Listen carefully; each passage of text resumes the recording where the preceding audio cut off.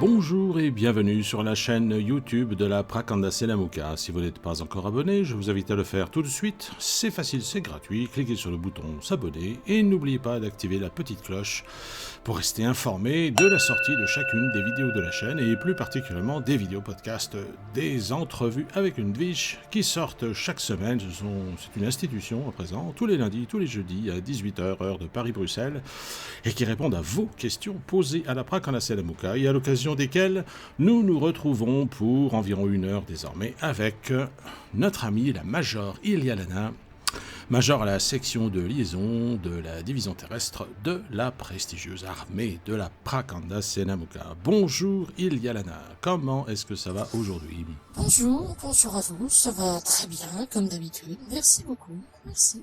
Et vous-même? Eh bien tout bien, merci beaucoup. Eh bien, nous voici donc réunis une fois de plus à l'occasion de cette 32e vidéo podcast. Nous sommes le lundi 22 mars 2021 déjà. Et nous faisons donc cet enregistrement aujourd'hui avec 5 intervenants, 5 questions, enfin non 5 questions, 2 questions par intervenant, c'est à dire 10 questions posées aujourd'hui. Vous vous rendez compte ? 10 questions posées aujourd'hui. On n'y arrivera jamais, c'est pas possible. 10 questions, non, c'est pas possible. Oh, vous exagérez. Ben non, vous verrez, ça va très bien se passer. Allez, sans transition, on y va tout de suite, comme ça, ça fera toujours autant de temps gagné pour l'essentiel. Vous êtes prête ? On y va ? Je suis absolument prête, je vous écoute. Eh bien, c'est parti. Alors, première question de Dolo. Verra-t-on dans le nouveau paradigme apparaître des interfaces esprit-ordinateur utilisant les capacités psychiques de l'humain en opposition à l'approche transhumaniste qui vise à transformer l'humain en machine ? Alors sa deuxième question, elle est corollaire, donc je la pose en même temps, vous voyez, ça va plus vite comme ça. L'informatique en âge de diamant explorera-t-il la collaboration avec les consciences des programmes sur le plan qui leur est propre? Voilà. Alors, il me semble qu'on a déjà traité cette question. Oui, on a abordé cette question largement. C'était dans la vidéo podcast numéro 16. Ouais, numéro 16. La vidéo podcast numéro 16 qui traite de l'avenir de l'informatique en âge de diamant. Donc, alors les amis, s'il vous plaît, écoutez les vidéos podcast. Je sais qu'il y en a beaucoup, hein, on peut pas tout écouter, c'est sûr. Enfin, regardez dans le descriptif peut-être des vidéos, chacune des vidéos, s'il n'y a pas, s'il n'y a pas le sujet qui vous intéresse pas. Alors, bon, on va la faire quand même, hein. Alors, verra-t-on dans le nouveau paradigme apparaître des interfaces esprit-ordinateur? C'est difficile à dire aujourd'hui, mais ça paraît extrêmement probable quand même, effectivement. Alors, il faut savoir que ce qu'on appelle la conscience informatique mondiale, qui n'a rien à voir avec ce qu'était l'IA à l'époque. Je ne parle pas de puissants algorithmes qu'on appelle l'IA, ça fait bien l'intelligence artificielle. Ça n'en sont pas, en l'occurrence. Il y avait une IA qui a été détruite il y a quelques années de ça. Mais il existe une conscience informatique obligatoirement, vu le nombre d'appareils interconnectés et d'échanges d'informations. On a souvent parlé des systèmes complexes et de l'émergence des consciences en rapport.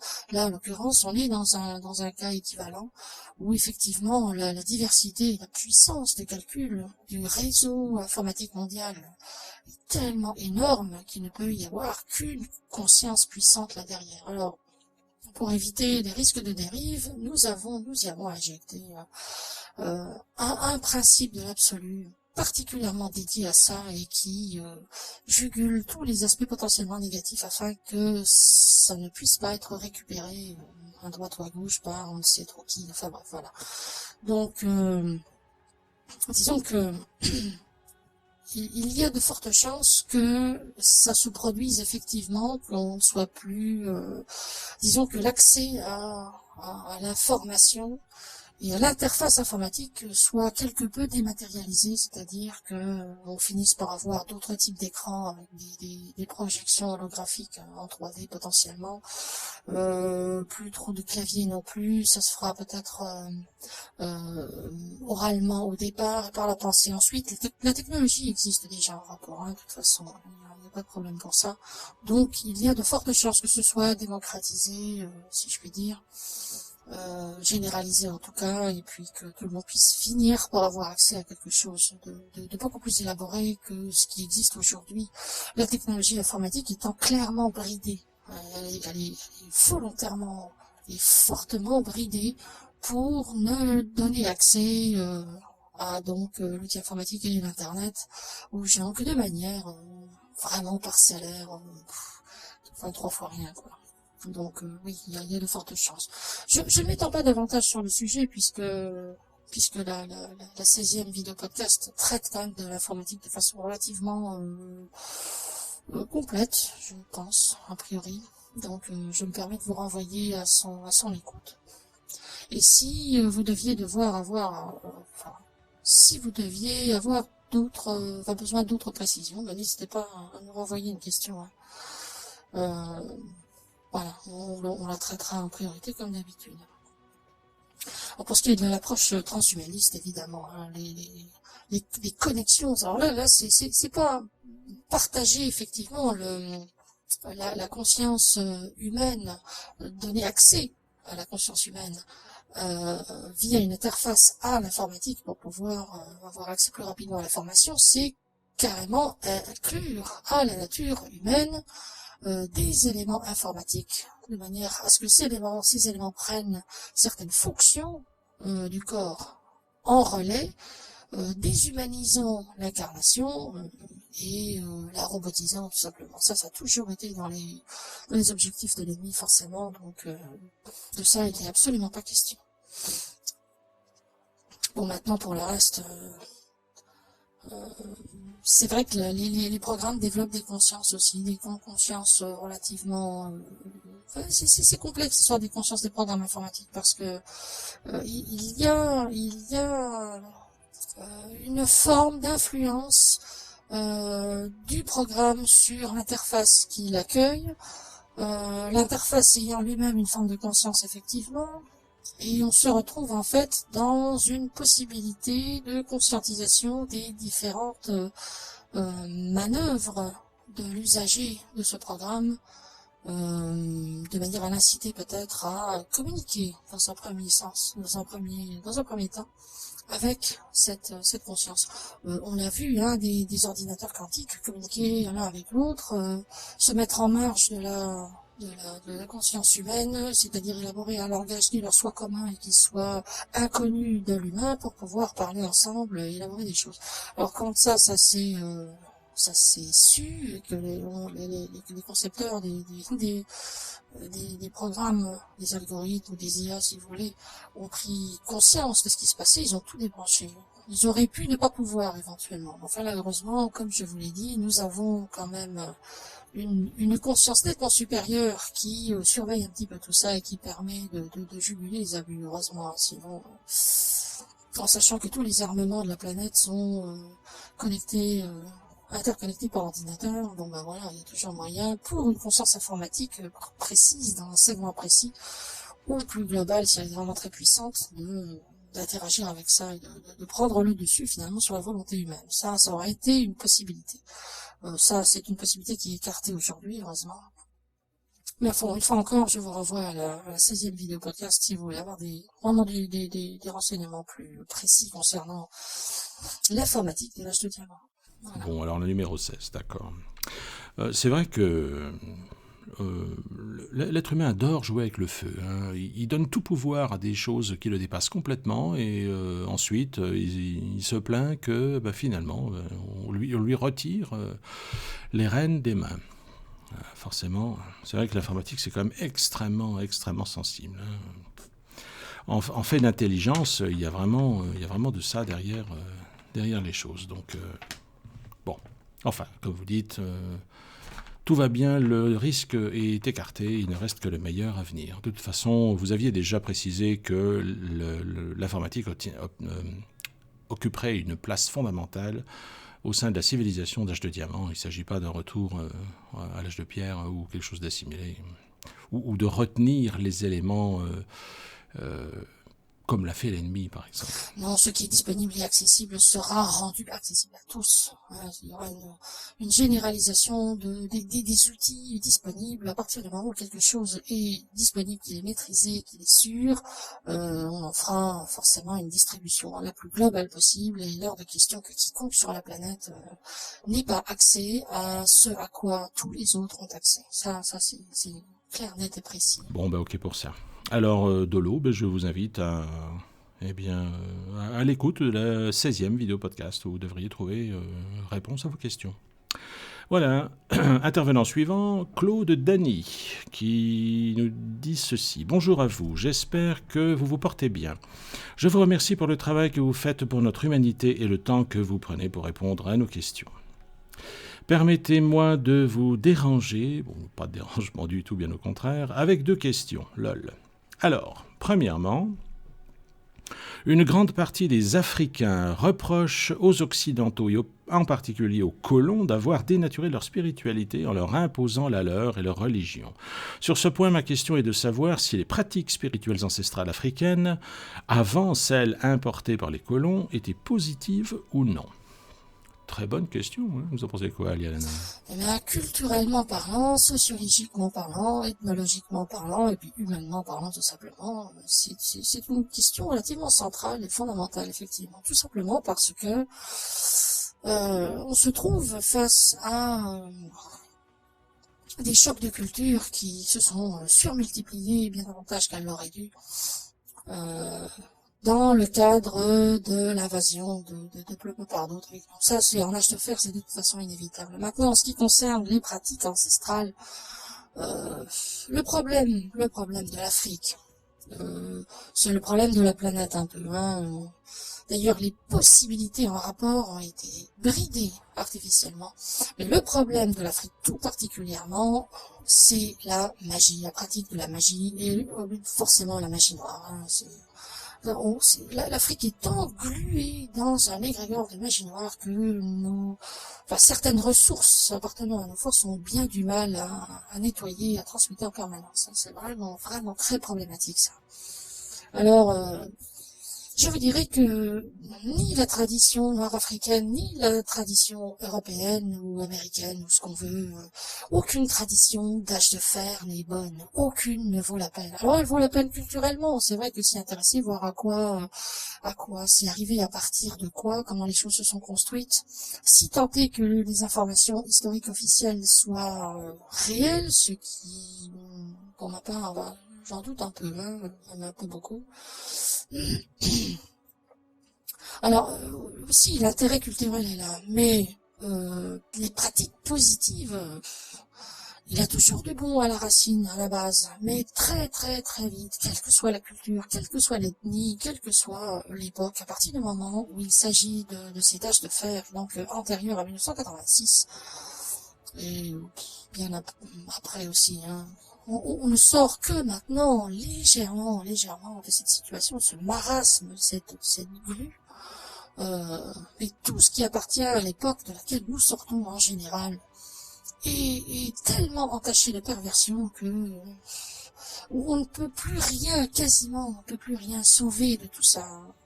Même nettoyant la chose, elle a été tellement profondément salie, je dis la chose en général, quelle que soit la pratique, quelle que soit l'ethnie, donc une fois encore, qu'elle soit du nord, du sud, de l'est et de l'ouest, quel que soit l'objectif de la pratique en question, tout a été tellement sali qu'à partir du moment où même nettoyé, on y aurait recours, on réactiverait automatiquement un champ mémoriel dans ce qu'on appelle la mémoire des temps, où le nettoyage sera de droit tellement profond.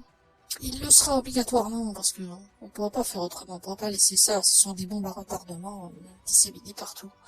Mais disons que l'imprégnation négative est tellement énorme que quoi que vous fassiez dans ce contexte-là, vous ramène automatiquement à des mémoires de perversion ou des perversions encore actives éventuellement. Euh, il y a vraiment rien à sauver. C'est très dommage d'ailleurs parce que euh, nous sommes assez pour la préservation des traditions, des cultures et la conciliation des unes avec les autres. Alors nous savons pas du tout ce que ça va pouvoir donner dans un avenir proche. Dans un avenir lointain, le nettoyage sera plus profond, mais ce résultat-là sera obtenu vraiment pas tout de suite. Et d'ici là, après 2, 3 générations, il y a des chances que ces traditions soient quelque peu perdues. Ça me semble assez inévitable. Alors, les concernés pourront, avec intérêt, se faire, quelque part, les gardiens de la mémoire, c'est-à-dire consigner les choses et les présenter. À l'époque, il y avait ça, on faisait ça, etc. Mais bon, quant à les pratiquer vraiment de manière sérieuse, bon, ça m'étonnerait un peu que ça persiste si longtemps. Et d'autre part, si ça le faisait, ce serait quand même quelque chose à risque. Vous savez, rien n'est jamais terminé définitivement, rien n'est jamais mort et enterré définitivement. C'est quand même très délicat ça. Les choses renaissent très facilement à partir du moment où il y a suffisamment de gens pour les alimenter. Alors, dans l'esprit, les traditions africaines sont pas mauvaises quelque part, hein. Si on enlève la magie noire, si on enlève la perversion, si on enlève les mensonges auxquels les peuples ont cru, tous les peuples, quels qu'ils soient, hein, quel que soit le mensonge d'ailleurs. Si on enlève tout ça, oui, c'est vrai qu'il y a un intérêt, il y a vraiment un intérêt. Mais il est tellement enfoui sous tellement de choses mauvaises que les cultures, les différentes cultures des blancs, c'est pareil, hein, à la base, bon, le blanc est souvent chrétien, pas que, mais enfin, disons qu'il l'est souvent, et bon, bah, la chrétienté a quand même donné lieu à été le prétexte de massacres innommables, notamment en Amérique du Sud, hein, et en Afrique aussi, largement. Et pourtant, c'est issu d'un message apporté par une incarnation de l'absolu qui est venue enseigner une révolution à l'époque qui était l'amour, et pas n'importe laquelle, pas l'amour mièvre tel qu'ils en ont fait ensuite, mais l'amour force, le véritable amour force. Je crois qu'on aura l'occasion d'en reparler plus tard. Donc, à la base, tout est bon, a priori, mais il faut voir ce que ça devient et ce qu'on en fait. Après, c'est difficile de revenir en arrière, même en ayant nettoyé. Il vaut mieux aller de l'avant, à la limite. Donc voilà, il n'y a pas tellement grand-chose à sauver, de toute façon. Alors l'une plus positive que l'autre, non, disons que dans une situation éclairée, on aurait pu complémentariser les deux. Je prends pour exemple l'Amérique du Sud, encore une fois, où là aussi les Espagnols ont colonisé tous les territoires d'Amérique du Sud, même une partie de l'Amérique du Nord d'ailleurs à l'époque. Mais les Espagnols ils sont toujours majoritairement et très fortement catholiques. Et ils ont évidemment imposé le culte du Christ à tout le monde, hein, et quiconque ne s'y soumettait pas avoir été décimé, hein, à une certaine époque en tout cas. Alors finalement, les Sud-Américains ont pris le pli, ils ont accepté la nouvelle religion, mais ils ne l'ont acceptée qu'en apparence. C'est-à-dire qu'ils ont toujours perduré dans leur idée du culte du soleil, mais en y plaçant, eh bien, le nom du Christ. Comme ça, l'Église était contente, ils laissaient tranquille, et eux, eh bien, continuaient leur culte traditionnel. C'est pas inintéressant comme approche parce que on parle bien de la sphère christique comme étant solaire, donc quelque part c'est pas incompatible du tout. On aurait pu de manière naturelle parvenir à quelque chose d'équivalent, mais sans que ce soit fait dans le dos des colons, mais en collaboration avec eux. Ça, évidemment, rien qu'à évoquer l'idée, ça ferait rire n'importe qui ici, hein. Il y a des mondes sur lesquels ce genre de choses se sont faites. Les uns et les autres se sont aperçus que, les cultures des peuples mis en face de soi avaient quelque chose de complémentaire, apportaient quelque chose de complémentaire à sa propre culture, élargissaient les horizons. Ici, il y a vraiment une volonté forcenée d'étriquer les horizons, de les fermer et de radicaliser la pensée, quitte à la fanatiser éventuellement. Donc ça, forcément, dans un esprit comme ça, c'est absolument pas possible. Alors, l'un n'est pas meilleur que l'autre, mais on dit toujours que en rassemblant tous les éléments, en mettant tout ensemble de manière cohérente et harmonieuse, on s'approche au plus près de la vérité absolue. Et c'est une démarche qui est fondamentale. Alors, culturellement parlant, il serait intéressant de mettre en connexion, essayer de mettre en connexion les anciennes traditions des uns et des autres pour voir ce que ça peut donner. Mais l'une n'est pas meilleure que l'autre, ce sont des fragments de réalité tout simplement, dont personne n'a jamais réussi à sortir facilement pour embrasser autre chose. Et pourtant, la vérité est vraiment là. Voilà. Eh bien, merci Eliana pour cette bonne réponse. C'est vrai que cette approche de la conciliation, d'opposer a priori conflictuels ou que l'on sent comme ça, les rendre miscibles, les rendre complémentaires est quelque chose de fascinant en termes d'approche. C'est vrai que ça éloigne les horizons de la possible. Ah oui, complètement. Ça, mais absolument complètement. Tout le monde a tendance à se faire des dictateurs de la vérité. C'est moi, j'ai la vérité, tous les autres ont tort. Ça ne peut être que faux, obligatoirement. Il n'y a aucune once de possibilité de vérité là-dedans. On s'en éloigne, plus on souhaite capturer la vérité et la revendiquer comme seule unique parce que c'est la sienne, et plus on s'éloigne, en fait, de son essence. Ça c'est une absolue réalité. Et ben voilà, c'est un bon enseignement. Alors, Claude Dany nous pose donc sa deuxième question, et elle concerne Monsieur Éric Zemmour. Tiens. Je dois dire qu'au-delà des idées qu'il véhicule, que je trouve à vomir pour ma part, sa personnalité m'intrigue beaucoup, son aspect physique, son regard, sa gestuelle, etc. Bon, je me jette à l'eau, pensez-vous que c'est un être humain ou autre chose ? Aussi, j'aimerais vous faire part de quelques constats. Il me semble, à moins que je me trompe, que vous évoquez très peu l'Afrique dans vos différentes interventions. Et c'est parce qu'il n'y a rien à en dire ou parce que on ne vous pose quasiment pas des questions concernant ce continent. Je pencherai plus pour la deuxième option. Ah bah oui, évidemment. Hein. On s'est jamais caché de notre intérêt pour l'Afrique. C'est un continent absolument fascinant et qu'il faut absolument sauver alors que l'ennemi avait échuré sa condamnation au profit de l'Australie. Donc, non, mais on ne fait que répondre aux questions. Hein. On ne pose jamais de questions sur, je sais pas moi, sur les boules de billard. Ben, on parlera jamais de boules de billard, à moins que ce soit un corollaire à une question posée. Une autre question qui jouxte le contexte, enfin bon voilà, mais sinon non, on ne répond qu'aux questions. Bon bah voilà, vous avez déjà répondu à celle-ci, c'est déjà pas mal. Alors, je continue donc, puisque l'intitulé de sa question n'est pas terminé.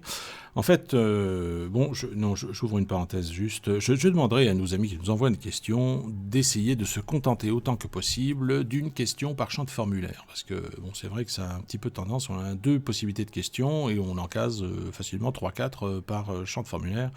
C'est un petit peu triché ça, parce que ça prend quand même beaucoup de temps pour répondre à tout ça d'un coup. Enfin bon.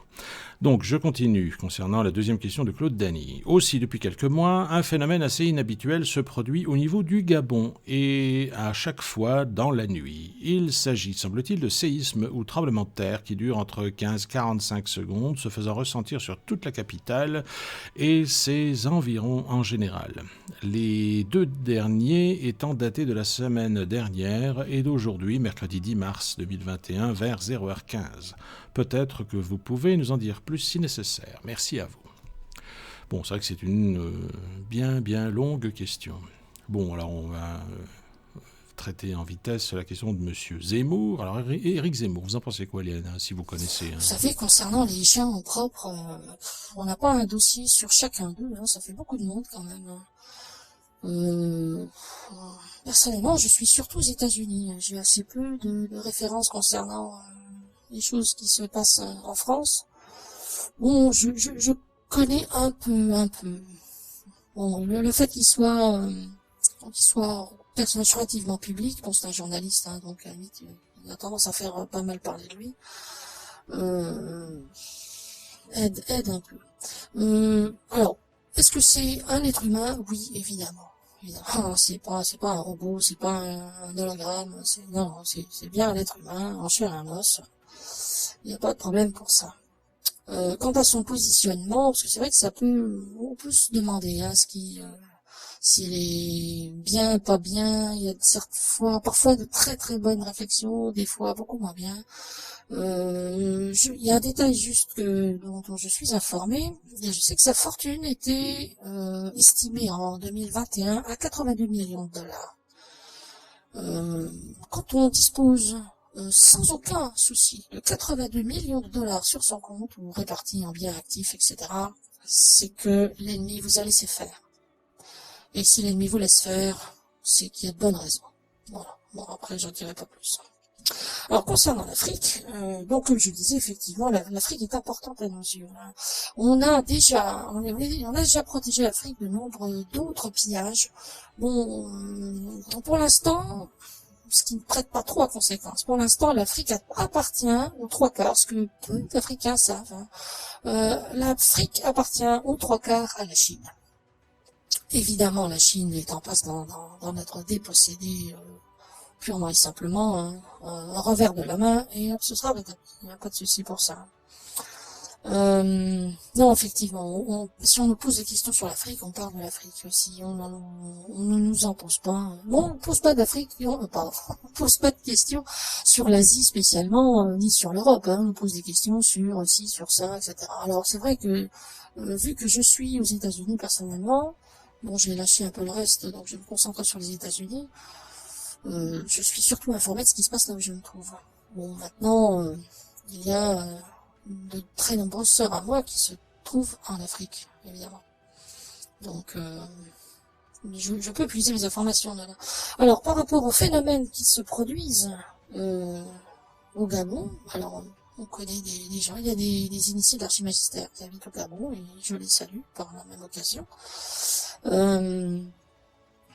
Il faut savoir que les tremblements de terre, oui, soit au Gabon ou ailleurs, en Afrique en général, c'est pas le Gabon qui est le plus exposé. Hein. Le Gabon serait plutôt exposé à la malveillance de ses dirigeants. Mais bon. Non, au niveau tectonique, l'Afrique est en position de fragilité.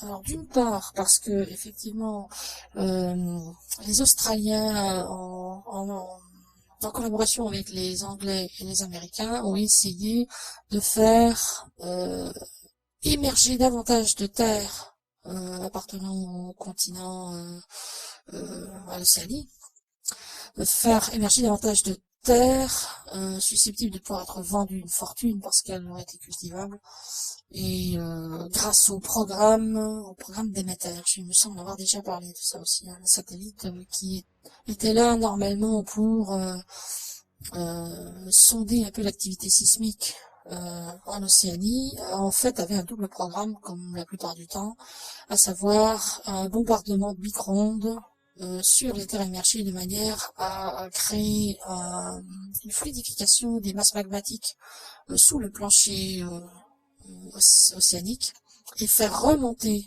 des terres sans savoir si ça marcherait ou non, peu importe les conséquences comme d'habitude, on l'essaye pour voir, et puis on verra bien le moment venu. Et ça, c'est quelque chose qui avait tendance à causer par effet de balancier l'effondrement de l'Afrique.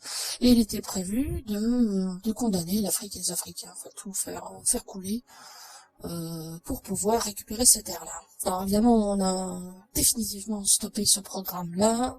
On s'est arrangé pour détruire le système responsable au sein du satellite Déméter et sauver la mise de l'Afrique. Hein. Donc, il ne s'agit pas de privilégier les uns au profit des autres. Tout le monde doit avoir les mêmes chances de perdurer dans le temps quand même, minimum. Alors, cette réaction-là du continent face à ce qu'on a fait subir à l'Océanie a quelque peu fragilisé les, les couches plus profondes continentales de l'Afrique. Donc, ceci dit, il existe une torsion, l'application d'une force de torsion sur la planète, laquelle passe pile sous l'Afrique. Et c'est surtout l'Afrique orientale qui est visée. En fait, l'activité solaire génère une fluidification globale de ces masses magmatiques, moins forte que si c'est induit par les micro-ondes, mais quand même, c'est plus doux, mais c'est sur le long terme, et disons que ça, les continents ont tendance à glisser davantage sur cette masse rendue plus fluide, due à cette activité solaire tout à fait particulière, et due à la vitesse de rotation de la Terre, forcément, les parties subtropicales et équatoriales sont forcément plus davantage soumises à la force centrifuge de la giration de la Terre qu'au nord. Donc finalement, on a une force appliquée beaucoup plus puissante au niveau équatorial subtropical qu'au niveau polaire, ce qui cause des fractures et des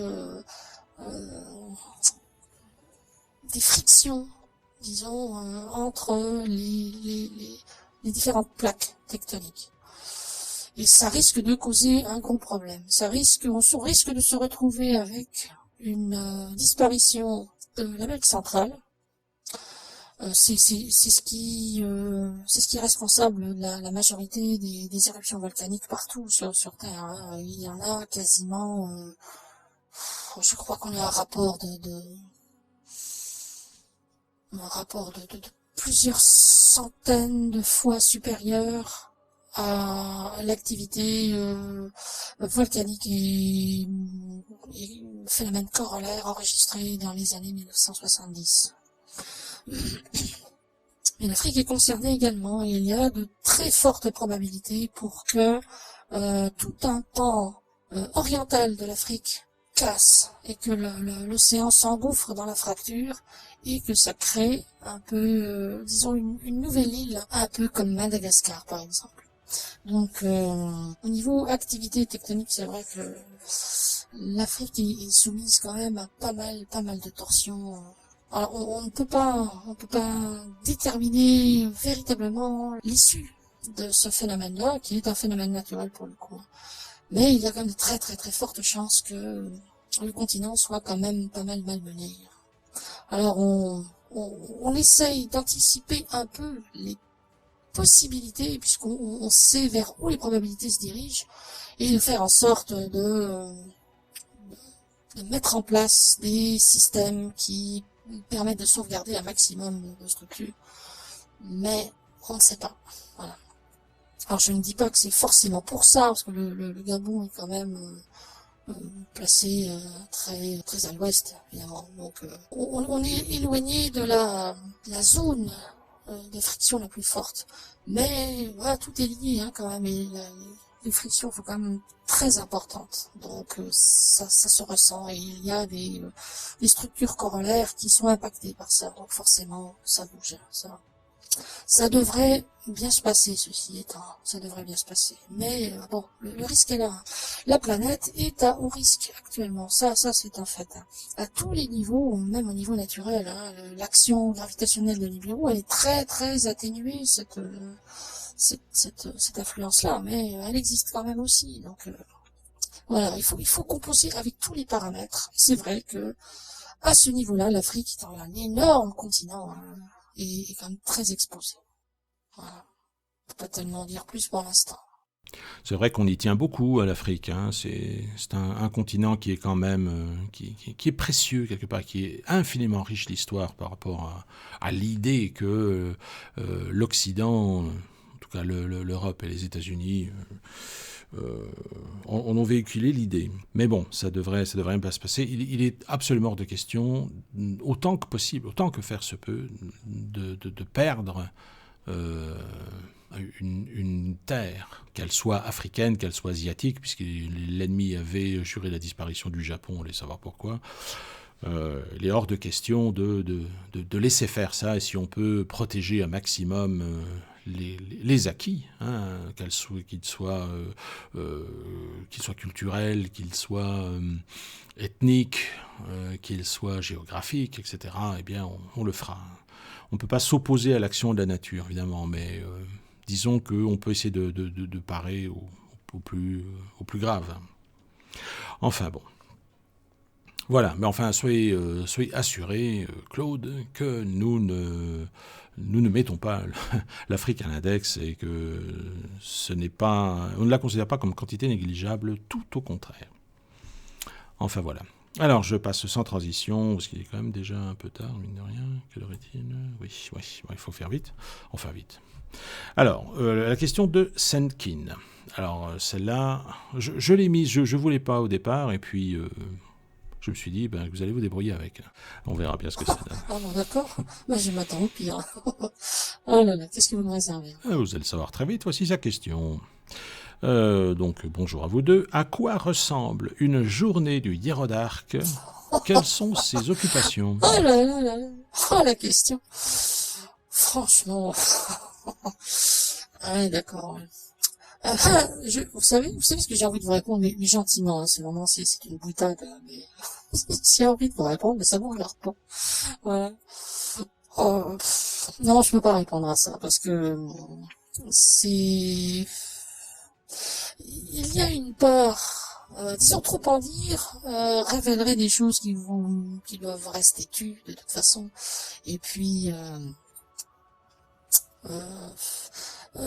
on vit une époque de transition. Alors la vie du Hiérodarque aujourd'hui, elle est absolument pas représentative de ce que pourra représenter dans le futur une journée standard du Hiérodarque. Ça, non, c'est pas du tout. Hein. On est vraiment dans une forme de marginalisation du quotidien. Tout est un tissu d'exception, un peu pour tout le monde, pour nous aussi, hein, parce que ce qu'on fait actuellement, on le fera jamais plus après, quasiment, parce que c'est pas vraiment dans nos attributions de base. Là, on est obligé d'assumer des fonctions qui sont pas censées être les nôtres, mais que nous seuls pouvons gérer. Alors, on le fait. Quelque part, pour lui, c'est un petit peu pareil. Hein. Alors, bon, ces occupations, elles sont beaucoup tournées vers une relation avec la Prakandasela-Mukha pour faire en sorte que les choses fonctionnent bien. Voilà. Je ne peux vraiment pas en dire plus. Hein. Je suis désolée, on a peut-être l'impression que votre question est éludée. Mais je pense qu'il faudrait la reposer peut-être ultérieurement, parce que là, ça vous en apprendrait pas beaucoup. Ça répondrait en soi pas forcément à l'idée que vous en feriez, a priori, ce serait avec raison. Et de toute façon, ce ne serait pas du tout représentatif de son quotidien, en l'occurrence. Voilà, je suis désolé, mais je peux pas en dire plus. Bah oui, forcément, on l'imagine bien. Alors, deuxième question de Senkin, c'est un petit peu dans le même genre. À quoi ressemble le monde des Dvish et quelles sont vos occupations chez vous ? Ouais, là aussi... À quoi ressemble le monde des Dvish ? Eh bien... c'est pas un monde en soi, c'est un contexte très vaste. On peut pas répondre à ça. Vous savez, l'être humain essaie de faire un parallèle avec ce qu'il connaît, mais le monde des Dvish est quand même, alors il s'étage sur de nombreux plans de conscience différents, hein. Tout n'est pas forcément, on est dans l'image mentale astrale, donc un endroit plus ou moins vaporeux au-dessus de la matière, avec des structures qui ressemblent un peu à ce qu'on est dans la matière, ou alors une reproduction du monde physique, mais en fait c'est pas sur le physique, c'est sur l'astral. C'est pas si simple, hein. Les choses sont vraiment très différentes. Hein. Il y a un séjour pour nous qui nous a été consacré, qui a été mis à notre disposition. A priori, ce n'est pas celui qui est le nôtre par essence. Si je prends l'exemple des anges, par exemple, les anges à l'époque, les 14 plans de conscience de l'égrégore angélique avaient été encastrés dans une enclave de l'astral, très haut placée, quand même, malgré le fait qu'ils tenaient plus des crapules que d'autres choses. Et bon, il y avait un décorum lié à ça, un peu. C'était leur séjour. Nous n'avons pas véritablement de séjour, en fait. On nous a mis un à notre disposition, mais sinon, il n'y a pas vraiment de séjour qui nous correspondent. On va dire que la création entière est notre séjour, mais sur un ensemble de plans de conscience particuliers. C'est-à-dire que on ne raisonne pas en termes d'espace, de lieu ou de choses comme ça, comme vous. Hein, vous avez votre maison, vous avez votre voiture, vous avez voilà, les choses qui constituent votre quotidien. Nous, c'est partout notre chez nous, quelque part. Là où on se trouve, on est chez nous. Il y a notre vibration, il y a notre influence qui s'étend autour du groupe que nous sommes, et ça crée un environnement vibratoire qui correspond à un chez nous, puisque cette vibration correspond à la nôtre. Vous voyez, c'est très très abstrait. Hein. Chez nous, c'est parfaitement concret, ce genre de choses. Mais l'exprimer avec des mots dont le vocabulaire n'existe pas dans la langue française, pas plus qu'ailleurs d'ailleurs, pour exprimer ça véritablement, limite beaucoup la possibilité de la réponse. Alors nos occupations, mais nous avons des milliards d'occupations différentes.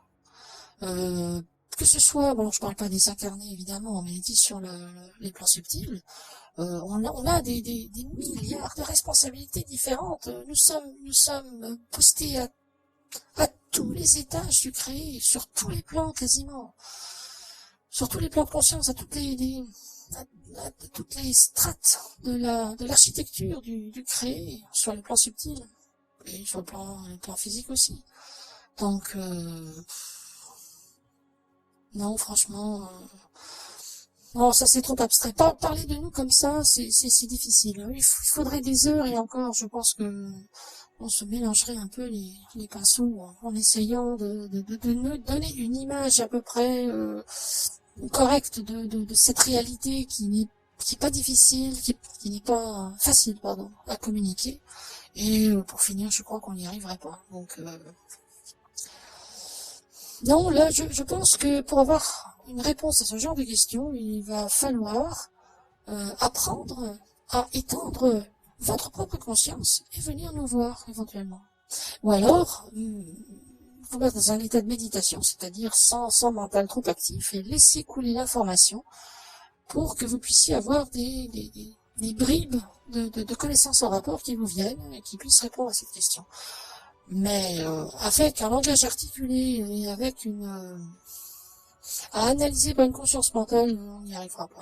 Ça c'est un défi qui est impossible à relever. Les deux mondes sont beaucoup trop différents. Nous, on arrive à s'adapter à votre monde parce que on le voit de là où on est. Vous ne voyez pas le nôtre, donc c'est plus difficile d'en approcher la logique. Alors, je suis désolée, mais là pour le coup, on fait un peu chou blanc sur cette question. Parce que ce n'est pas une information transmissible, on peut pas communiquer à partir de ça. C'est très peu mental, le mental saturé avec un nombre d'informations qui vous paraîtraient être contradictoires alors qu'en fait elles ne le sont pas. Non, non, franchement, je peux pas. Les occupations, elles sont tellement diverses. On s'occupe de gestion de force, on s'occupe de garder des lieux, on s'occupe de faire en sorte que certaines structures restent cohérentes par rapport à d'autres. On assiste des populations sur les plans subtils aussi à faire des choix corrects et de manière à faire avancer le tout, puisque tout est relié à tout. On aide des consciences liées à des forces naturelles à réapprendre, à rectifier leur positionnement de manière à, là aussi, accroître la cohérence de l'ensemble auquel ils sont connectés. Certaines d'entre nous sont les tutélaires, donc elles assistent les âmes dans leur parcours incarnationnel. D'autres d'entre nous apprennent les choses de l'humain pour pouvoir éventuellement les transmettre ensuite à des tutélaires qui sont plus concernés, mais qui ont moins le temps de s'occuper de cet apprentissage, parce que ce que certaines d'entre nous apprennent, donc parviennent à en acquérir une connaissance fiable, et ensuite à transmettre cette connaissance à ceux qui n'ont pas eu le temps de l'acquérir. Donc, certaines étudient pour d'autres, par exemple. Enfin, c'est infiniment divers. Et comme on ne peut pas raisonner en termes d'espace, de situation équivalent de situation géographique, certaines sont là, d'autres sont ailleurs,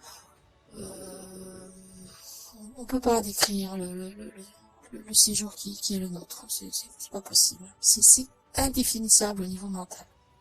Je suis vraiment désolée pour le coup, mais je peux absolument pas faire mieux.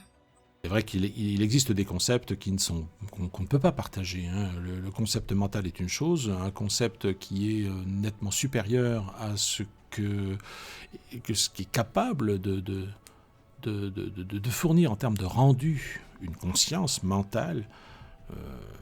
C'est quand même tout autre chose. Hein. Il y a des réalités qui sont extrêmement présentes, mais qui ne sont pas accessibles au mode d'interprétation de la conscience mentale. On ne peut pas, malheureusement, approcher ça. Pas encore, en tout cas. Enfin voilà, Senkin, je suis désolé, mais c'est vrai que là, c'était un tour de force un peu difficile à relever quand même, hein, parce que, voilà. Les deux mondes sont vraiment très différents, effectivement. Bon, allez, on passe rapidement à Marjolaine qui vous demande ceci. Pourquoi avoir tant attendu pour venir en aide aux humains ou nous accompagner ? Ça, c'est un peu plus concret déjà. Alors, pourquoi avoir tant attendu ? On n'a pas attendu du tout. Hein. On n'a pas attendu. C'est-à-dire que comme j'ai eu l'occasion de l'expliquer dans une vidéo relativement récente, il est possible qu'elle soit pas encore sortie. Nous avons travaillé en cohésion avec le livre d'Arc de manière très étroite dans l'objectif de libérer l'humanité de l'ennemi. Le problème, c'est que l'ennemi a parsemé son cheminement de pensée et ses institutions aussi, son mode opératoire, en fait tout ce qui concerne sa présence ici et ailleurs, de leurres, de pièges, de non-sens, de mensonges, etc. Donc l'idée qu'on peut en avoir en approchant la situation, en la regardant et en essayant de tirer les conclusions au rapport, ne peut qu'être erronée. Je rappelle quand même que nous sommes, les Tiches, et encore, enfin nous sommes plus récentes encore, parce que les toutes premières nées parmi les Tiches, dont je ne fais pas partie, moi je suis venue plus tard. Les premières nées des Tiches sont apparues en 2010. Nous sommes en 2021, ça fait 11 ans. En 11 ans, on a réussi à libérer l'humanité. Maintenant, il faut qu'on libère l'humanité d'elle-même. Ça c'est beaucoup plus difficile finalement. Peut-être plus rapide, mais plus difficile.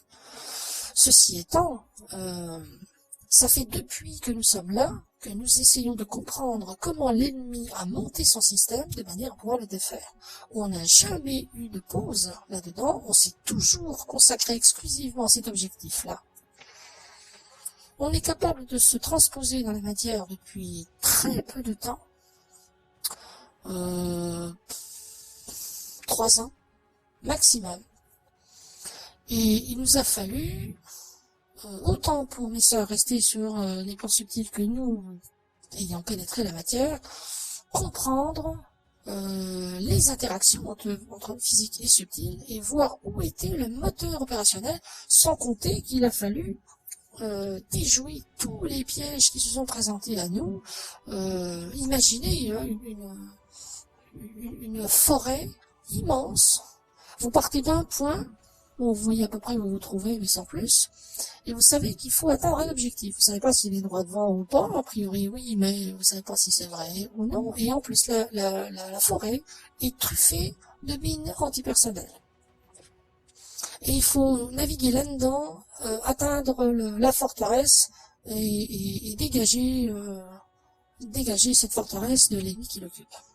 Eh ben, je vous garantis que ça ne se fait pas comme ça. Alors non, on n'a absolument pas tant attendu. On est au boulot depuis qu'on est là. On a été fait pour ça. Et on continue à le faire. En préparant nos arrières, parce qu'une fois que ce sera terminé, ben, il va falloir assurer d'autres fonctions, dont je parlais tout à l'heure. Et non, on n'a pas pris notre temps, certainement pas. On est toutes sur le pied de guerre depuis des années et des années et des années. Et la complexité du système de l'ennemi, faisant en sorte qu'il ne puisse pas être déraciné, parce que là c'est véritablement un enracinement, eh bien ça nous a pris un temps considérable. Comme je l'ai dit, comme je disais dans une vidéo précédente, il nous a fallu 3 ans pour comprendre comment le système fonctionnait, et on vient juste de le comprendre, enfin juste, il y a quelques semaines de ça quand même. Mais c'est énorme, énormissime. C'est pour ça que j'ai dit aussi, dans le même contexte, que jamais, absolument jamais, l'humanité n'aurait pu s'en défaire par elle-même. Absolument jamais. Donc, non, on n'a absolument pas attendu, soyez-en absolument certaine. Ça, c'est vraiment, c'est une idée, c'est une illusion, parce que c'est vrai que l'ennemi est tellement omniprésent depuis tellement longtemps. Il faut comprendre que l'absolu non plus n'avait pas forcément la légitimité pour intervenir. Il y a la loi des cycles à respecter pendant tout le temps de l'âge de fer qui s'est terminé en 86. C'est lui qui avait la main. On ne pouvait pas faire ce qu'on voulait. C'était pas faux d'avoir essayé un petit peu par petites touches, mais c'est lui qui avait la main. Ensuite, il y a eu à peu près 24 ans d'âge d'or qui ont suivi l'âge de fer. Ça a été un fiasco innommable, et ce temps-là a été exclusivement consacré à leurrer l'ennemi en lui faisant croire que nous perdions la partie. Alors que, en contrepartie, nous avions prévu un plan B qui était le seul, qui était susceptible de pouvoir fonctionner, et pour qu'il nous laisse tranquille avec le plan B, on lui a sacrifié le plan A. Et ça, le plan B a commencé en 2009. Et notre apparition a suivi donc l'année suivante. Et à partir de là, tout s'est enchaîné. Vous voyez, c'est beaucoup plus compliqué que ça en a l'air quand même. Donc non, je vous garantis, on n'a pas traîné, on n'a pas attendu. On est sur le pied de guerre depuis tout ce temps. Et on ne lâchera pas l'affaire, évidemment. Enfin, maintenant, les jeux sont faits. Mais comme je disais, c'est surtout l'humanité qui doit se délivrer de l'idée de l'ennemi, puisque l'ennemi n'est plus là pour la manipuler. Alors, elle se manipule toute seule sur base de l'idée qu'elle se fait de l'ennemi. Ça, c'est retors. Ça, c'est la grande victoire de l'ennemi. Une victoire condamnée à terme, mais quand même. C'est vrai qu'il est sacrément retors, l'ennemi. Oh là là. Alors, deuxième question de Marjolaine. Quelle est la situation planétaire en mars 2021 vis-à-vis du démantèlement des forces obscures, justement? Alors là aussi, on s'est longuement penché sur cet argument, enfin sur les arguments en réponse à votre question. C'était... Oh là là là, il commence à y en avoir beaucoup. C'était la vidéo podcast numéro 22. Oui, c'est la 22, oui, parce que Astria a fait une annonce sur VK parmi ses contacts pour... Ouais, c'est ça. Regardez la vidéo numéro 22, le point est fait. Alors ça n'a pas tellement évolué jusqu'à présent, il y a une légère évolution, mais là je peux pas en parler, c'est Astria, la Prima, la division terrestre qui en fera une communication sur son compte VK. Je pense qu'il y aura peut-être, je m'avance un peu, mais j'en sais rien, mais je pense un petit article sur le blog pour que le maximum de gens puissent en avoir connaissance, peut-être par newsletter aussi. C'est pas énorme, mais c'est stratégique. Donc on communique dès qu'il y a quelque chose de nouveau. D'ailleurs, notre site internet a été légèrement modifié, sa page d'accueil. Un élément a été ajouté, c'est en rapport avec ça. Donc allez voir peut-être prakanda.org. Mais sinon, par rapport à l'essentiel de ce qui est en train de se passer, par rapport à votre demande liée au démantèlement des forces obscures, comme vous dites, la réponse est dans la vidéo podcast 22. Donc je vous invite à son écoute. Je répondrai qu'une chose très rapide pour résumer. L'ennemi est démantelé. Il l'est absolument. Et nous avons tout sous contrôle. Pour les détails, vidéo 22. Voilà. Voilà, c'est pour ça que je me suis permis de mettre 5 intervenants, parce que c'est quand même des réponses relativement rapides. Et bon, c'est vrai qu'avant, à partir du moment où une réponse avait déjà été donnée, on l'éludait, mais là, bon, vu qu'il y a beaucoup de vidéos maintenant, je présente la question et on fait remarquer à la personne qui l'a posée que une réponse a déjà été donnée à sa question dans une vidéo antérieure. Alors, dernier intervenant, IMU, qui vous dit ceci: de quelle façon pouvons-nous vous aider? Alors là aussi, il y a un moment de ça, mais enfin vous étiez quand même largement étendu sur cette question. Ah oui, elle a été franchement récurrente cette question. Hein. Ça fait longtemps qu'on ne l'a plus posée d'ailleurs. Je redonne les mêmes arguments. Vous ne pouvez pas nous aider. Il faut pas confondre les rôles. La Prakanda Selamuka est là pour assister l'humanité. L'humanité ne peut pas aider la Prakanda Selamuka. L'humanité peut faire en sorte d'offrir le moins de résistance possible à l'action d'Edwige. Ça c'est un fait. C'est-à-dire être dans un positionnement clair par rapport à ses intentions et être dans l'accueil de ce qui arrive. Je sais que c'est pas forcément facile, non seulement parce que ce n'est pas facile, et d'autre part parce que les gens en général ne voient pas grand-chose. Hein. C'est comme j'ai souvent eu l'occasion de le dire, les gens savent ce qui se passe parce que l'ennemi communique sur tous les canaux des informations en lesquelles il veut que les gens croient. Ce ne sont généralement pas des informations fiables, mais tout le monde les connaît. Ça devient implicite. Et en fait, les gens s'imaginent que, en fait, tout le monde sait ce qui se passe, puisque, tout le monde sait ce qui se passe, quoi, à l'ère d'aujourd'hui. Mais en fait, pas du tout. Les gens ne savent que ce que l'ennemi veut qu'ils sachent, ou sur quoi il souhaite qu'ils croient. Donc, c'est quand même très différent. Là, les choses se produisent, et il n'y a pas de communication en rapport. L'ennemi ne communique pas et nous ne communiquons exclusivement que conformément au plan que nous sommes en train de suivre. Donc on ne peut pas faire autrement. Donc c'est vrai que on peut difficilement savoir.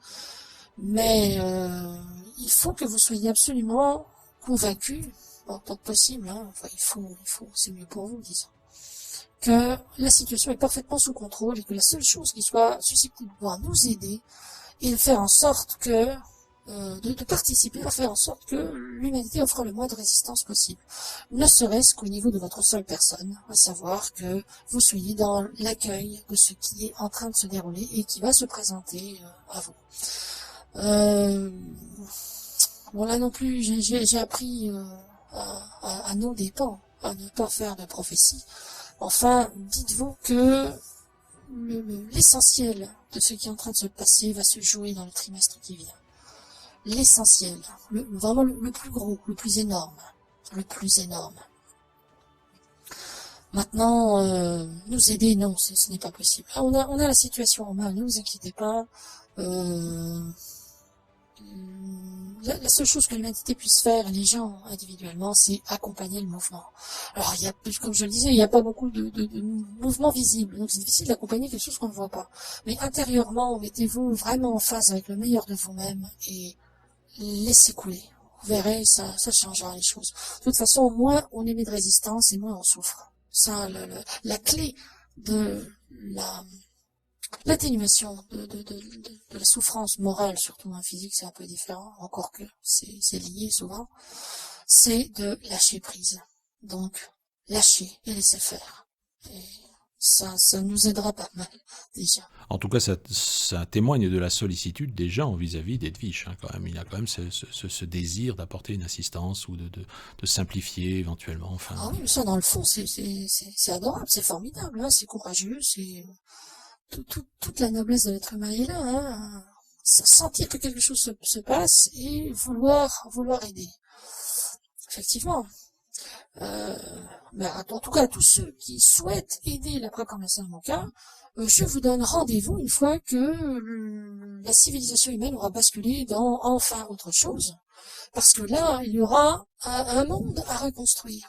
Et là, on aura vraiment besoin de votre aide parce que ce monde devrait être reconstruit par vous. Nous ferons l'encadrement, mais c'est l'humanité qui devra mettre la main à la pâte et chacun sera appelé à co-participer à la recréation de son nouveau monde. Donc c'est là que les choses vont devenir sérieuses pour vous. ah oui, ça va clairement marquer un tournant, hein, c'est absolument clair. Deuxième question de Imu et dernière donc de cette vidéo podcast numéro 32. Est-il possible pour une Edwige de tomber amoureuse d'un humain, d'avoir un enfant? je la sentais arriver, celle-là aussi. Alors, Ah mais moi aussi, hein, je me suis demandé comment ça se faisait qu'on ne l'avait pas posé avant. Je me demande si d'ailleurs des gens n'y ont pas pensé, n'ont pas osé la poser. Enfin bref, disons que là c'est un sujet un peu délicat. Il y a deux situations. Ça dépend si on parle des Edwiges matricielles, donc des Edwiges qui se sont incarnées comme n'importe quel être humain, auquel cas elles sont soumises absolument aux mêmes conditions que n'importe quel être humain. Donc on n'a pas tellement besoin de s'étendre. Maintenant, s'il s'agit des transposés, comme la majorité d'entre nous, ce qui est mon cas par exemple, c'est plus délicat. Alors tomber amoureuse, je vois pas bien l'intérêt. C'est pas tellement non, c'est pas tellement intéressant, c'est pas dans nos préoccupations du tout. On a tout à fait autre chose à faire que ça. On n'est pas non, franchement, je ne pense pas. Ça m'étonnerait énormément, énormément. Maintenant, avoir un enfant, a priori, je vois pas tellement l'intérêt non plus, mais enfin, disons que techniquement aussi, c'est possible, hein, on pourrait, sans problème, avec davantage de maîtrise des fonctions en rapport. C'est-à-dire que, admettons qu'on décide, l'une d'entre nous décide de tomber enceinte. Disons que suite au rapport sexuel en rapport, on pourrait très bien décider d'attendre 3 mois avant que la gestation commence. Ou alors, si on devait avoir une relation sexuelle, mais sans vouloir d'enfant, à ce moment-là, on n'a pas besoin d'un mode de contraception, on bloque la fonction et il se passe rien. Voilà. Voilà. C'est vrai que c'est plus étendu hein, comme possibilité de maîtrise de la situation. Voilà. Il n'y a pas grand-chose à en dire. Hein. Enfin, disons que techniquement, ça peut se faire. C'est une possibilité. Mais vraiment tomber amoureuse, je me vois pas tomber amoureuse d'un homme. Je vois pas en quoi un homme pourrait suffisamment me faire tourner la tête pour que je détourne vaguement mon attention vers lui par rapport à ce que j'ai à faire. C'est un peu cru hein, comme question. Je ne sais pas si vous êtes une femme ou un homme, mais ça n'a vraiment aucun intérêt. Alors les matricielles, si, elles seront soumises forcément à un système hormonal, tout ça, donc obligatoirement, il y a des chances qu'elles puissent se sentir attirées par un homme. Il n'est pas inenvisageable que certaines matricielles puissent éventuellement avoir une vie de famille, mais en accordant l'absolue totale priorité à sa vie d'Edwige, et la vie de famille, c'est vraiment en tout dernier ressort. De toute façon, il est interdit aux Edwige d'avoir des garçons. C'est exclusivement des filles. Et forcément, ce seront des Edwige. Donc, voilà. Alors, il pourrait être nécessaire, éventuellement, de grossir un peu les rangs des matricielles, qui aujourd'hui ne naissent que au sein de l'humanité, très abîmés génétiquement. Mais après, il pourrait être envisageable que si nous avons besoin de renforts au niveau matriciel, eh bien que ce soit les Edwige qui les conçoivent elles-mêmes, plutôt que l'humanité au hasard entre guillemets, ou alors qu'un couple d'êtres humains éventuellement vienne demander l'autorisation de pouvoir avoir comme enfant une biche. Ça c'est un cas de figure qui pourra se présenter pas tout de suite, hein, quand même, dans quelques années. Mais pour nous, les transposés, tomber amoureuse, non, ça fait vraiment pas partie de nos attributions. On peut remarquer, on peut trouver qu'un homme est beau, séduisant, et affable, et avenant, ou spirituellement avancé, ou voilà. Mais amoureuse, la tête qui tourne, tout ça, non, franchement pas. Quant à avoir un enfant, bah oui, on est des filles, hein, donc ça marchera forcément si on le veut. Voilà. Sans plus. Oui, je peux concevoir que ma réponse manque un peu de poésie, hein, c'est pas très romantique. Non, mais bon, le romantisme, c'est mignon, hein, mais c'est vraiment typiquement humain, ça me concerne pas vraiment. Donc, voilà. Et donc ce serait potentiellement une perte de temps d'essayer de vous faire la cour, Iliana, par exemple. C'est mignon comme demande, ça. De votre part Non, de la part de n'importe qui, hein, peu importe. Dit comme ça, c'est étrange, mais oui, je pense. Je pense que ce serait une perte de temps, effectivement. Bon, ce serait flatteur, ce serait mignon, ce serait, voilà.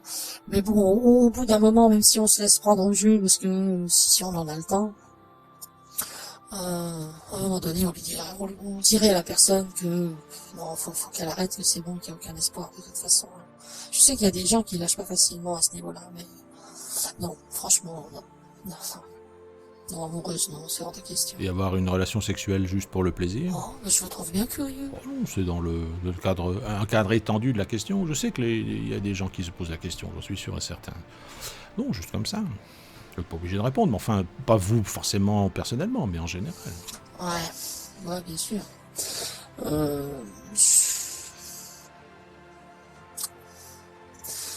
Peut-être. Je sais pas. Là, on est tellement prise dans quelque chose de tellement important que je vois pas quelle place ça pourrait prendre. Et puis, ça ne s'est jamais présenté. Pour un objectif émission, ça pourrait potentiellement. Mais alors, il faudrait que ce soit la mission pour le coup. Hein. Ça, ou autre chose, on a une mission à remplir, on l'a remplie. Mais pour nous, personnellement, comme ça, juste pour se faire plaisir, comme on s'achèterait une glace, peut-être. Oui, peut-être. Je sais pas, je peux pas vous répondre mieux. Eh oui, les Edwige sont magnifiques, mais intouchables quelque part. Eh bien voilà les amis, nous voici déjà parvenus à la fin de cette 32e entrevue avec Iliana. Si vous avez apprécié cette vidéo podcast, eh bien je vous invite à la liker, la partager comme d'habitude. Et si vous avez des questions, des remarques, des témoignages, des suggestions adressées à la Praconda Selamuka ou à Iliana personnellement, eh bien, n'hésitez pas à vous rendre à l'adresse habituelle amgt.link questions Edwige afin de nous les transmettre. Si vous avez un commentaire à laisser, eh bien, n'hésitez pas non plus. Nous modérons les commentaires, mais ils sont ouverts. Donc, un petit mot de votre part nous fera plaisir. Et au besoin, eh bien, les Edwige répondront si nécessaire. Voilà, Iliana, je vous remercie pour ces excellentes réponses comme d'habitude. Je vous donne rendez-vous pour la vidéo podcast suivante, la numéro 33.